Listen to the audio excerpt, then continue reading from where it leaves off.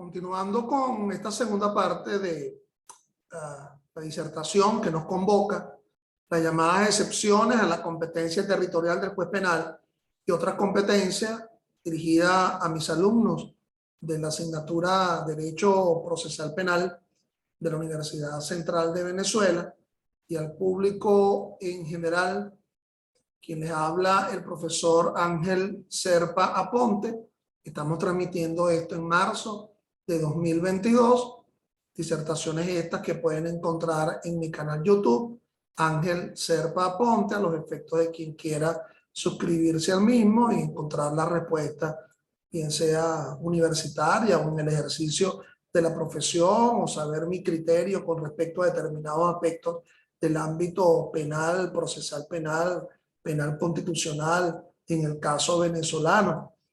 Nos encontramos entonces abordando las llamadas excepciones a la competencia en razón del territorio.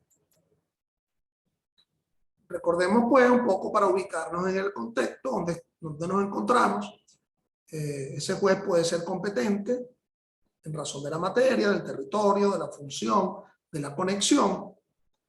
Esos jueces todos se encuentran en la jurisdicción penal ordinaria, jurisdicción penal especial, en razón de la materia, en razón del territorio, pero pudieran darse conflictos competenciales entre esos jueces, es decir, uno que se cree con competencia para asumir el conocimiento de la otra causa y el otro que se lo cree también, y por lo tanto ambos reclaman la competencia, o uno cree que no la tiene y declina la competencia frente a otro que o se aboca al conocimiento de la causa, ese tribunal declinado, o plantea un conflicto de competencia. Los conflictos competenciales, te dije que serían resueltos por el Tribunal Superior común a los tribunales que se encuentren conflictuados, quise decir. Por ejemplo, si es un tribunal del Estado Sucre, penal, versus una corte de apelaciones del Estado Miranda, por encima de ello tendrán solamente a la Sala de Casación Penal del Tribunal Supremo de Justicia. Pero si los tribunales conflictuados ambos pertenecen al Estado Apure, a pesar que uno es de la jurisdicción ordinaria y el otro es de la jurisdicción especial, cada uno de ellos tiene su propia corte de apelaciones, sistema penal de responsabilidad de adolescentes, corte marcial. Por lo tanto, por encima nos encontraríamos de nuevo a la Sala de Casación Penal del Tribunal Supremo de Justicia para resolver esos conflictos competenciales. Pero también quisiera abordarle, que ya es el tema que nos convoca, las llamadas excepciones a la competencia territorial. Les decía que esas excepciones a la competencia territorial, es decir, cuando un tribunal en cuyo ámbito geográfico no se ha cometido el delito y sin embargo va a conocer esa causa, las dos excepciones a esa competencia territorial serían la radicación y el abocamiento. En este caso, abocamiento con B pequeña, ¿verdad? Con V, porque lo que se trata en este caso, a este abocamiento que me voy a referir, es que la Sala de Casación Penal del Tribunal Supremo de Justicia es quien va a terminar conociendo esa causa y va a decidir qué hacer en consecuencia frente a la llamada competencia territorial del asunto. La radicación como excepción a la competencia del territorio, de nuevo repito, está descrito en el artículo 64 del Código. Las partes son las que lo van a solicitar, no se podrá entender una radicación oficiosa que lo asuma por iniciativa propia, por el propio tribunal. Tiene que ser por impulso de las partes. Y los dos extremos de la radicación, las dos causales, numeral 1 del 64 del COP, cuando se trata de delitos graves cuya perpetración cause alarma, sensación o escándalo público. Fíjate que si se habla de delito grave y tenemos que asumir una interpretación armónica, sistémica del procesamiento penal, por analogía, una analogía in bonam parte, ha de asumirse que esos delitos graves son los delitos que superen a los 8 años en su límite máximo, o aun cuando no superen a los 8 años en su límite máximo, son los delitos de significación que están descritos en el artículo 354 del COM. Entonces, esos serán los delitos graves por los cuales, en cuyo conocimiento, una parte puede pedir la radicación. ¿Qué es eso de la radicación? Bueno, que un tribunal decida que se radique, que se asigne el conocimiento de esa causa en un tribunal distinto al lugar en donde se cometió el delito. Aquella primera circunstancia yo la llamo desorden público. ¿Okay? Hay una circunstancia de desorden público que impide el conocimiento de la causa. Y la segunda hipótesis que maneja ese Código Orgánico Procesal Penal, conforme a ese artículo ya mencionado, el 64 numeral 2, cuando por recusación, inhibición o excusa de los jueces titulares y de sus respectivos suplentes, el proceso se paraliza indefinidamente después de presentada la acusación por el fiscal. Recuérdense que en la primera causal no se habla nada con respecto al tema de la acusación. Puede ser que antes de que se haya presentado la acusación, esa causa se vea paralizada, ¿ok? Por una circunstancia de desorden público. Pero en el segundo supuesto, en el supuesto de las incidencias de apartamiento, es decir, que la causa se paralice porque los jueces son recusados de forma constante o se inhiben de forma constante a tal nivel que sea necesario radicar el conocimiento de la causa. Es decir, hay múltiples incidencias de apartamiento, más de una vez han recusado al juez primero y pasó la causa al juez segundo y fue recusado y pasó al juez tercero y fue recusado, o todos los jueces se inhiben porque están haciendo un posgrado y entonces el mismo profesor que es el defensor de la causa es el que le da el posgrado a los 3 jueces y por ello la causa se ve paralizada. Ante una circunstancia de esto, la solicitud de radicación la interpone la parte ante la Sala de Casación Penal del Tribunal Supremo de Justicia. Dice la norma 64 infin. El TCJ, solicitud de cualquiera de las partes, podrá ordenar en auto razonado que el juicio se radique en un circuito judicial penal de otra circunscripción judicial que señalará. Dicha decisión deberá dictarla dentro de los 10 días siguientes al recibo de la solicitud. Se presenta la solicitud, se invoca alguna de las dos causales, ¿ok? O las dos si se dan, y entonces la Sala de Casación Penal decide en consecuencia del Tribunal Supremo de Justicia radicar esa causa que se encuentra paralizada o que hay muchos conflictos, ¿verdad?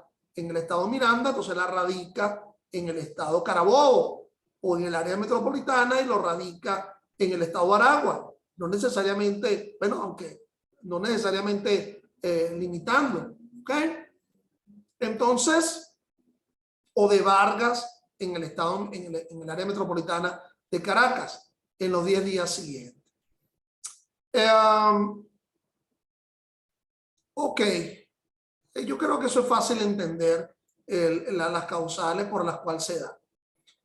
La otra excepción a la competencia en razón de territorio, que lo es y a la vez no lo es, porque a mí me gusta ubicarlo acá porque no han sido pocas las decisiones del Tribunal Supremo de Justicia, en la cual, como consecuencia de la declaratoria con lugar del abocamiento, ha asignado, ha radicado la causa en un tribunal de un circuito judicial penal distinto a aquel en donde se cometió el delito. Estoy hablando del abocamiento. El artículo 106 de la Ley Orgánica del Tribunal Supremo de Justicia indica que cualquiera de las salas del TCJ en las materias de su respectiva competencia, de oficio o a instancia de parte, ojo, repito, de oficio o a instancia de parte, con conocimiento sumario de la situación podrá recabar de cualquier tribunal en el estado en que se encuentre cualquier expediente o causa para resolver si la aboca y asume el conocimiento del asunto o, en su defecto, lo asigna a otro tribunal. Para que se dé la procedencia de ese abocamiento, el 107 de la misma Ley Orgánica del TCJ establece El abocamiento será ejercido con suma prudencia y solo en caso de graves desórdenes procesales o de escandalosas violaciones al ordenamiento jurídico que perjudiquen ostensiblemente la imagen del Poder Judicial, la paz pública o la institucionalidad democrática. Es decir, volviendo a las causales para estas excepciones de la competencia en razón del territorio, hablaríamos que en el caso de la radicación estaríamos hablando de un desorden público como una de las causales que conduzca a la radicación. Y en el otro caso estaríamos hablando de desorden procesal, el desorden procesal que conduce al abocamiento. La semejanza es que en ambos casos lo va a decidir en la Sala de Casación Penal del Tribunal Supremo de Justicia. Es decir, va a decidir tanto la radicación como el abocamiento. ¿Ok? En ambos casos. Se diferencia en que la radicación siempre es a solicitud de parte y en cambio el abocamiento puede ser a solicitud de parte u oficiosamente. ¿Oficiosamente por quién? Por la Sala de Casación Penal del Tribunal Supremo de Justicia. En el abocamiento se exige desorden procesal.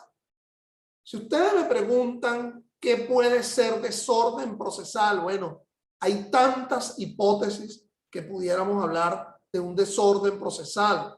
Es abundante la jurisprudencia del Tribunal Supremo de Justicia frente al tema del desorden procesal que conduce al abocamiento. Algo así como que la carreta antes de los caballos. ¿Ok?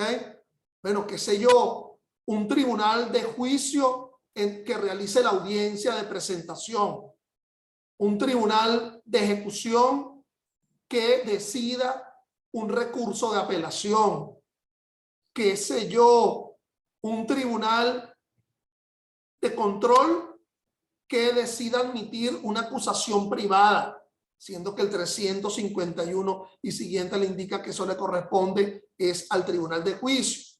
Múltiples circunstancias pudieran darnos un problema de desorden procesal. Pero nótese que ese desorden está cualificado en el propio 107 de la Ley Orgánica del Tribunal Supremo de Justicia. Es decir, sea tan escandaloso que viole el ordenamiento jurídico, que perjudique ostensiblemente la imagen del Poder Judicial, la paz pública o la institucionalidad democrática.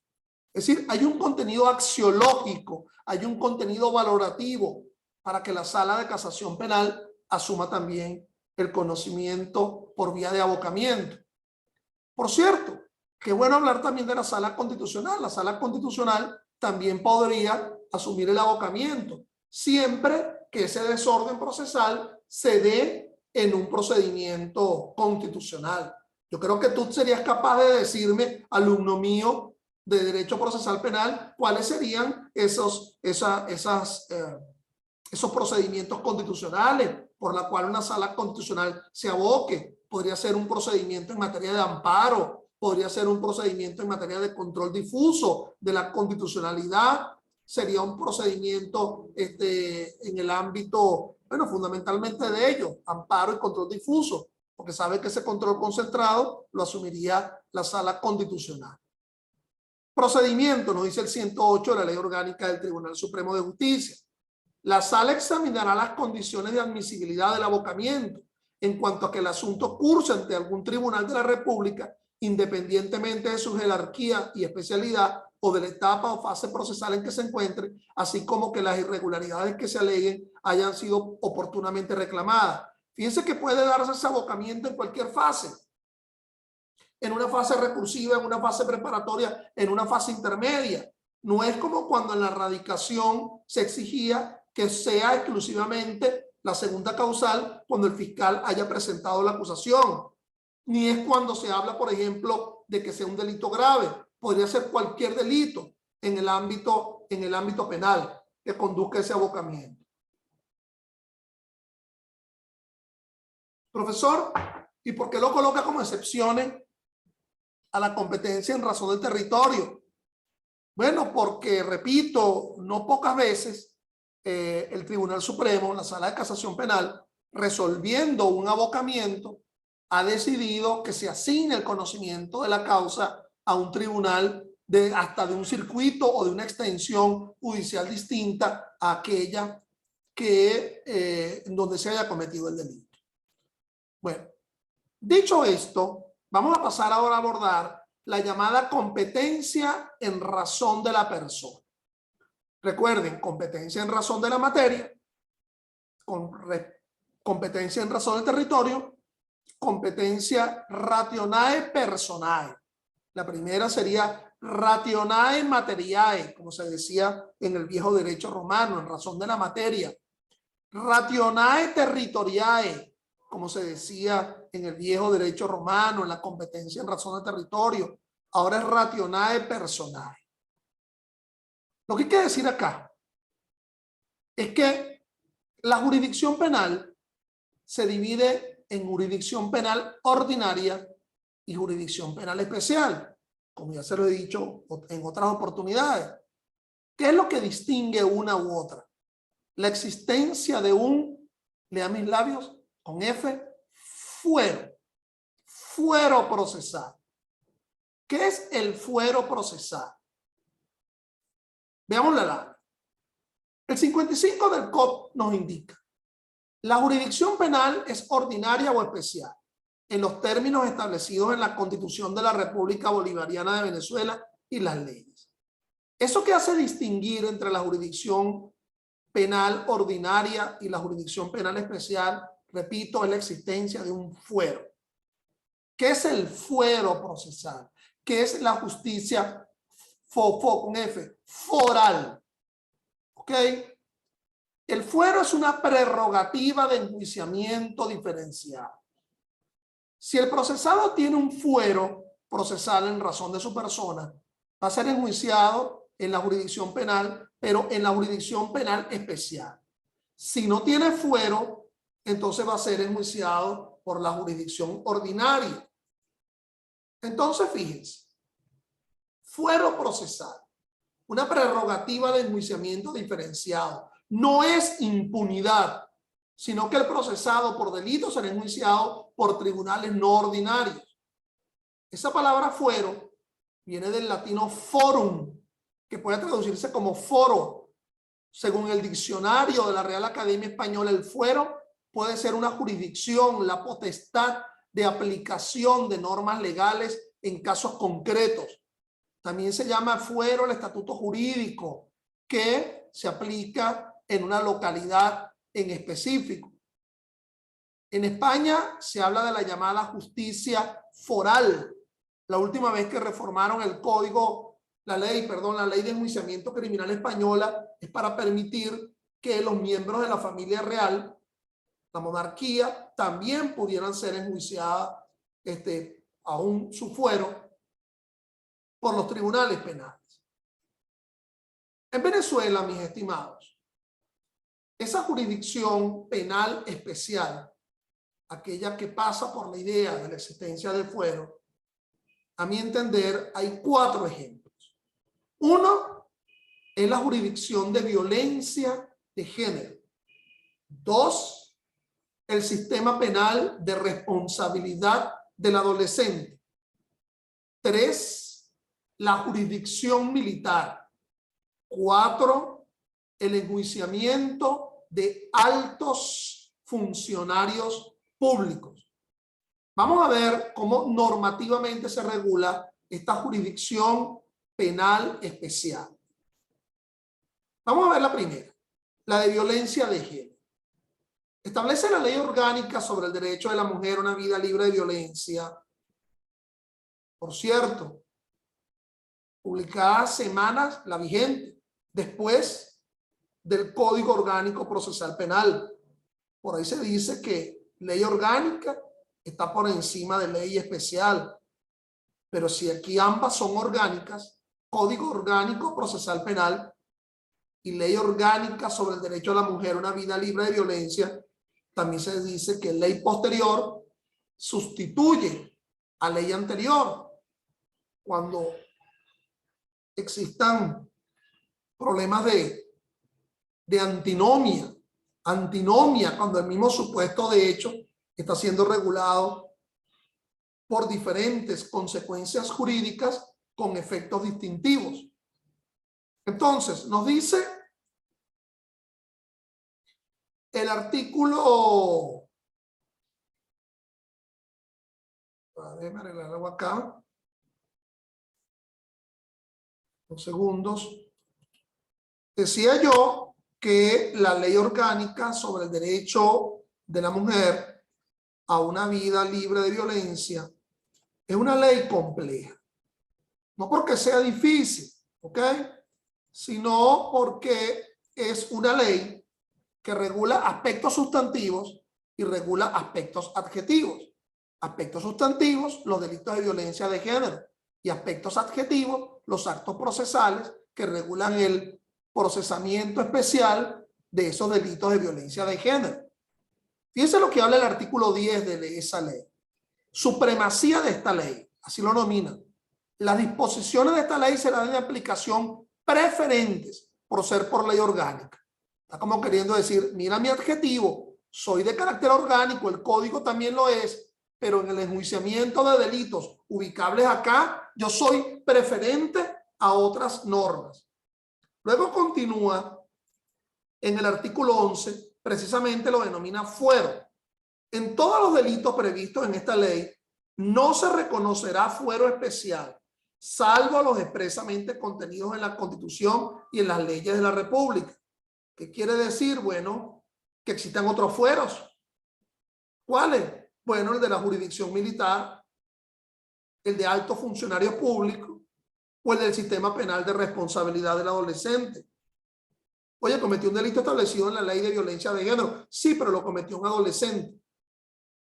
Es decir, él tiene un fuero inherente a su propia condición etaria. Oye, vale, alguien cometió un delito de violencia de género. Sí, pero lo hizo un alto funcionario público. ¿Ok?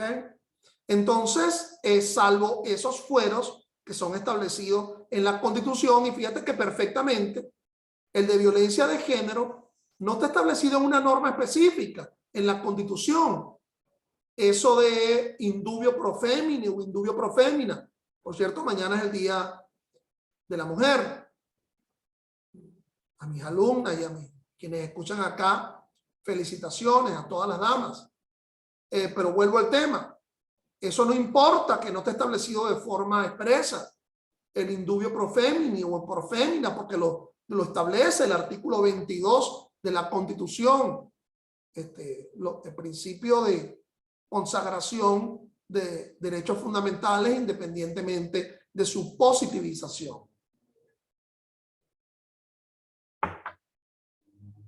Volvamos con ese artículo 12. Preeminencia del procedimiento especial. El juzgamiento de los delitos de que trata esta ley se regirán por el procedimiento especial aquí previsto. Entonces, no confundir competencia o jurisdicción con procedimiento. Hay el procedimiento ordinario y los procedimientos especiales. Procedimiento ordinario establecido en el COP, que también puede contener procedimientos especiales, como por ejemplo el de extradición, el de juzgamiento de delitos menos graves, el de flagrancia, pero también las leyes establecen procedimientos especiales, las leyes distintas al COP. Nótese que como se trata del debido proceso, esas leyes que establecen procedimientos especiales deben ser orgánicas, porque si se trata del debido proceso, y el debido proceso es una previsión constitucional, todo lo que desarrolle una norma, un principio o un valor constitucional ha de ostentar el carácter de orgánico, ¿ok? Como lo hace también el Código Orgánico Procesal Penal. Pero en definitiva, la respuesta a nuestra pregunta lo está dando el artículo 67 de la Ley Orgánica sobre el Derecho de la Mujer a una Vida Libre de Violencia. Los tribunales especializados en materia de violencia contra la mujer son competentes para conocer los hechos de violencia en que la víctima sea una mujer. Se aplicará supletoriamente las disposiciones del Código Penal y del Código Orgánico Procesal Penal. Supletoriamente. Pero en primer lugar la ley con los tribunales especializados, que van a conocer violencia de género. Ahí la pauta es obvia. Violentante hombre, violentar a la mujer. Todas las variables de violencia que están allí descritas. Violencia obstétrica, violencia patrimonial, violencia física, abuso sexual con o sin penetración, femicidio, inducción o ayuda al suicidio. Los que vieron conmigo Derecho Penal Especial, abordamos esos delitos. Vamos a ver otro ejemplo de jurisdicción penal especial en atención a la competencia en razón de la persona. Y ello no sería otro que el llamado sistema penal de responsabilidad de adolescentes que está presente en la Ley Orgánica de Protección de Niños, Niñas y Adolescentes, LOMNA. Vamos a entendernos, mis amigos. La LOMNA es una ley compleja porque establece aspectos sustantivos materiales y también aspectos adjetivos. Sustantivos, como por ejemplo los delitos en donde sean víctimas solamente los menores de edad. ¿Ok? Aspectos sustantivos en el ámbito civil, como por ejemplo la adopción, como por ejemplo el divorcio de parejas que tengan menores de edad. Pero es compleja porque tiene un aspecto civil, que sería el ámbito de protección, y un aspecto penal, que sería el sistema penal de responsabilidad del adolescente. 000. Si alguno de ustedes, hablando del sistema penal de responsabilidad de adolescente, me habla de los tribunales de protección, quienes conocen los delitos cometidos por adolescentes, sistema penal de responsabilidad de adolescentes, son estos tribunales del sistema penal que se encuentran en todos los circuitos judiciales penales y algunos en las extensiones judiciales. ¿Ok? Se trataría de delitos cometidos por adolescentes. Hubo la reforma de la LOMNA y se estableció que solo serían responsables penalmente por delitos los adolescentes entre 14 y menos de 18 años de edad, a pesar de que la ley todavía habla de adolescentes por encima de los 12 años de edad. Los menores de 12 años son niños y los niños son inimputables por razón de minoridad. Hay una causal de inimputabilidad que surge desde el propio Código Penal, pero que es ratificado por la LOMNA. Pero es que además en la última reforma de la LOMNA se estableció que los adolescentes entre 12 y 14 años tampoco son responsables penalmente. Es decir, solamente entonces serán responsables entre 14 y menos de 18, a una máxima pena de 10 años. La máxima pena, dependiendo del delito que se haya cometido, será de 10 años, con lo cual habrá límites inferiores y límites superiores. Entonces, la LOMNA establece en su artículo 527 el sistema penal de responsabilidad de los y las adolescentes, pero haciendo la salvedad mayor de 14 y menor de 18, está integrado por la Sala Constitucional del Tribunal Supremo de Justicia, la Sala de Casación Penal del Tribunal Supremo de Justicia, la sección de adolescentes del Tribunal Penal. En cada circuito y a veces en cada extensión va a haber la sección de adolescentes y el Ministerio Público especializado. Pero es que además en el ámbito penitenciario, cuando ya sea responsable de pena, no es que matamos al tigre y después le tenemos miedo al cuero. No era como existía esa ley tutelar de menores previa a la Ley Orgánica de Protección de Niños, Niñas y Adolescentes, que se hablaba de adolescentes en situación irregular. No, aquí se habla de adolescente delincuente y por lo tanto el ámbito de culpabilidad, antijuricidad, punibilidad ha de estar presente de igual forma, claro, con un tratamiento psicológico distintivo. Repito, con un tratamiento psicológico distintivo, porque se supone que ellos están en ese proceso, ¿verdad?, de adolecer, que están en proceso de formación. ¿Ok? Entonces, el otro ejemplo de la jurisdicción penal especial es la justicia militar. Casi que te digo que esos delitos que le van a ser conocidos por la justicia militar van a ser delitos entre efectivos militares en establecimiento militar y descritos en el Código Orgánico de Justicia Militar. Un código orgánico también complejo, porque establece aspectos sustantivos y aspectos adjetivos. En todo el país habrá la extensión militar, la corte marcial, que sería la corte de apelaciones en el ámbito de la alzada, en el conocimiento de la justicia militar, y estarán los tribunales de primera instancia, militares, tribunal de control, tribunal de juicio, tribunal de ejecución militar del estado Anzoátegui, del estado Apure, del área metropolitana de Caracas. Esa regulación de la competencia, además de estar presente en la propia Constitución de la República Bolivariana de Venezuela, lo instrumentaliza el artículo 6 del Código Orgánico de Justicia Militar. Leamos dicho artículo. Solo se podrá enjuiciar ante los tribunales con competencia en materia penal militar a los militares por los hechos calificados y penados por este código y por las faltas militares conforme a lo previsto en las leyes que rían la materia. No se admite calificar y sancionar hechos por analogía o paridad con los delitos y faltas militares. Ningún civil podrá ser enjuiciado ante los tribunales con competencia en materia penal militar. En caso de incurrir en los hechos previstos y sancionados en este código, serán enjuiciados ante tribunales penales ordinarios. Entonces, obviamente, que ese fuero procesal, ese fuero militar, solamente ocurrirá frente a los efectivos militares, los efectivos castrenses de las fuerzas que integran el ámbito de lo militar.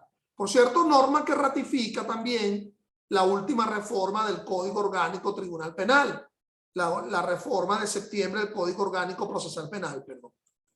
¿Okay?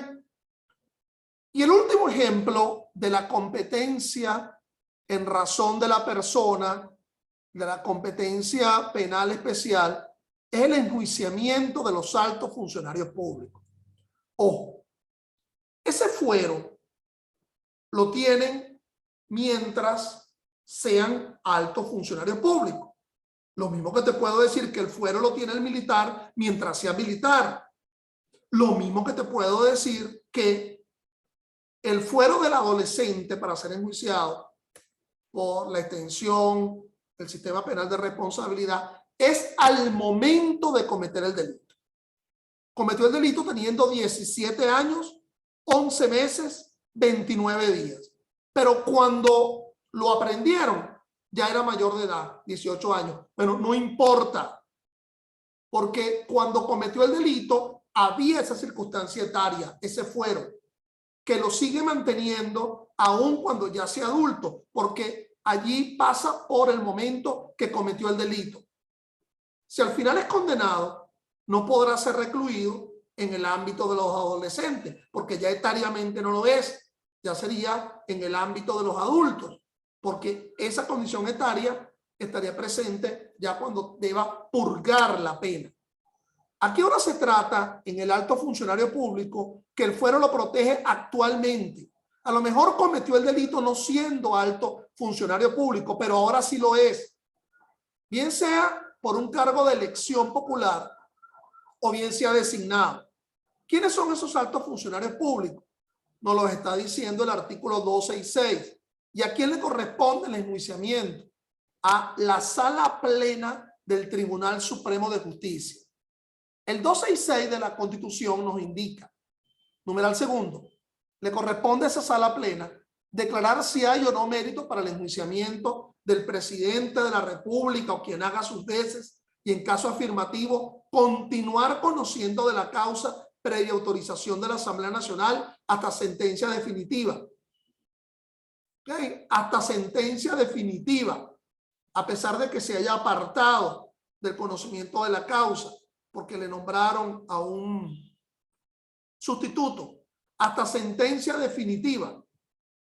En el numeral tercero del 266 nos indica declarar si hay o no mérito para el enjuiciamiento del vicepresidente ejecutivo, de los integrantes de la Asamblea Nacional, del propio Tribunal Supremo de Justicia, de los ministros, del procurador del fiscal general, del contralor, del defensor, de los gobernadores, oficiales generales y almirantes de las Fuerzas Armadas Nacionales y de los jefes de misiones diplomáticas de la República, y en caso afirmativo, remitir los autos al fiscal general de la República o quien haga sus veces, si fuera el caso, y si el delito fuere común, continuará conociendo de la causa hasta la sentencia definitiva. A ver, explico. Mientras siga ostentando la condición de alto funcionario público, va a seguirlo conociendo la sala plena. Todas las fases. Fase preparatoria, fase intermedia, fase de juicio, fase de ejecución. Yo estoy dando derecho procesal penal. Yo no estoy dando ahorita derecho parlamentario ni derecho contencioso administrativo. ¿Por qué hago la salvedad? Porque pudiera ser que un alto funcionario público haya cometido un delito y no haya sido destituido. Siga ostentando su condición de alto funcionario. Un ministro, un magistrado del Tribunal Supremo o inclusive un parlamentario. Mientras siga ostentando la condición de alto funcionario público, le corresponderá el conocimiento a la sala plena. El procedimiento es relativamente sencillo. Habiéndose cometido el delito, el fiscal general de la República solicitará el antejuicio de mérito, buscando que haya mérito para el enjuiciamiento de la causa de ese alto funcionario público. Dos opciones pueden ocurrir. Lo va a decidir la sala plena en los 30 días siguientes, luego de una audiencia, donde se permitirá el ejercicio de la defensa. Si hay mérito, pasa la causa a una fase preparatoria. Comenzamos desde cero. Si no hay mérito, se da el sobreseimiento de la causa. Se extingue la causa. Oír, puede ser por un delito común, puede ser por un delito político,